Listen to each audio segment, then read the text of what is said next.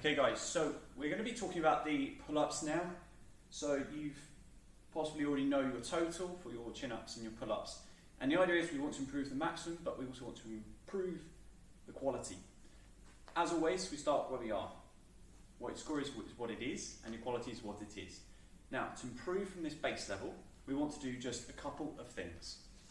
One, we want to select the right exercise progression that is going to allow you to create quality repetitions. Quality repetitions, what are they? So let's be very clear on this. A quality repetition is the full range of motion with strength, and it feels complete, and you can replicate this. Okay? So when you get to a point where you're grinding on a repetition, so for example, I'll put these rings to the side for a second.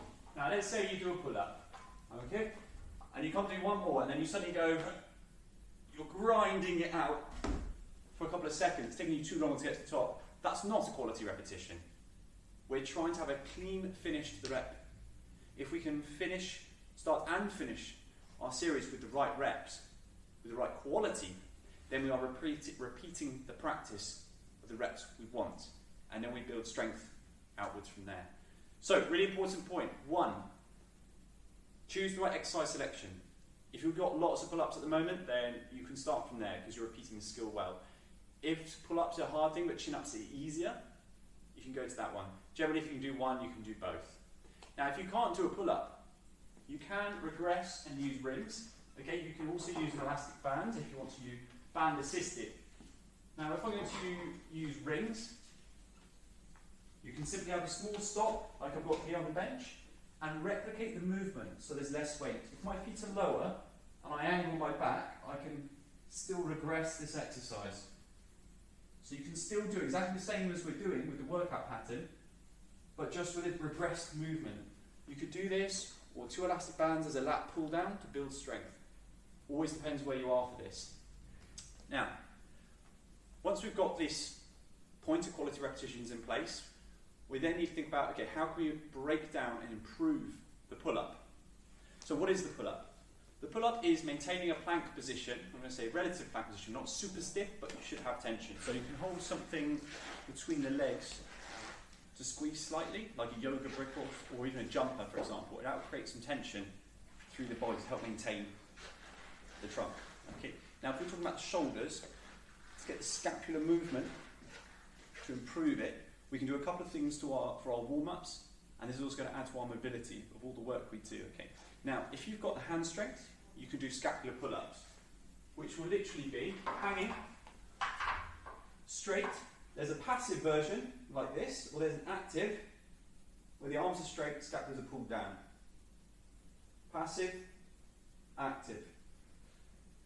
Okay, and again, you can regress this and use the rings for the same exercise. So we would repeat quite a high repetition of these to improve the movement of the scapula. Same with push-ups. If you don't have that scapular movement, pull-ups are going to feel very stiff. Now, the other thing we want to do is work on our thoracic mobility. So that's the thoracic spine. This is kind of the mid area. So what I'm going to do for these, I'm going to do pullovers. Okay, so we're going to use the bench here. I'm going to use head well.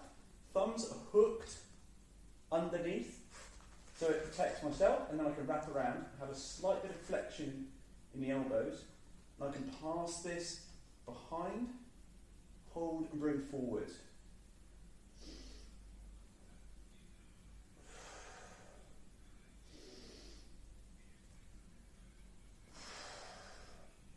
Okay, so what you've noticed so far, we're working on the scapulars for the movement with scapular pull-ups. We've also got pullovers for opening up the shoulders and thoracic spine this way, so we're improving movement in all areas.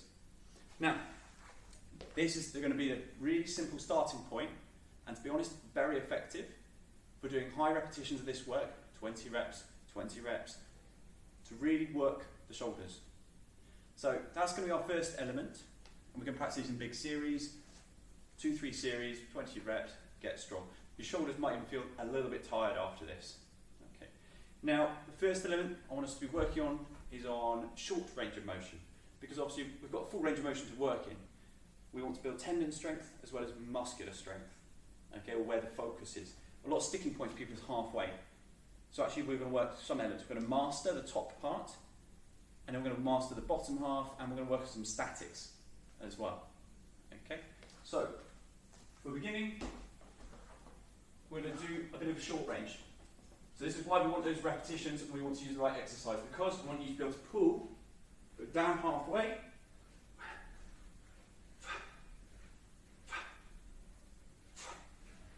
okay, working on that short range first. That's what we mean by short range, down to that 90 degrees and back up. And this is why it's important to get these right. And if we do long range, we're starting a dead hang position, active dead hang.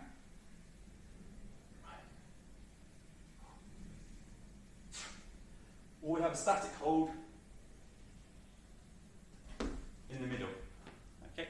So this is going to be covering different types of the movement and how to do it.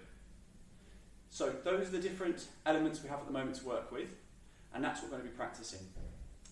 Now, to explain how to train these, like I said, quality repetitions, break these up into on the minute each minute.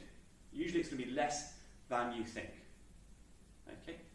Those are our 3 exercises, or 3 or 4 exercises, that we're going to be working with in general, our central theme. Now, we might put in some additional row work. So, for example, using kettlebells, if we had 2 of these, for example, do a gorilla row, which is basically a hip hinge position for a deadlift. 2 weights, so imagine the other one. Okay, I can do 2 at the same time, as well as alternating like this. It's a great way to get some higher reps in, practice a slightly different movement, which allows for better blood flow and recovery. Okay. Now, I hope these are good starting points. If you've got any questions, send them over, and then we can get started on actually putting a routine in for your pull-ups and just practicing those quality repetitions. Okay.